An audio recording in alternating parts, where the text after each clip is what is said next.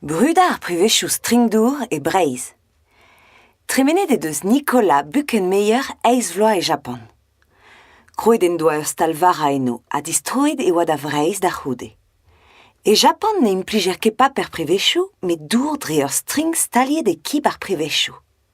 Pemzek a triugen dregan eus ar pruvechou foran, a prevez, ave gant ar wikifreze eno.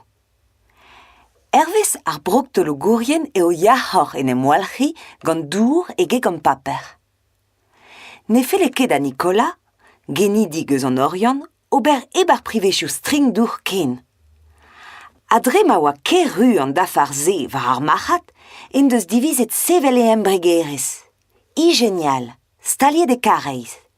Ne gusto dior nemet €5 a pevar ugen hag e ez da stalia en o privechou.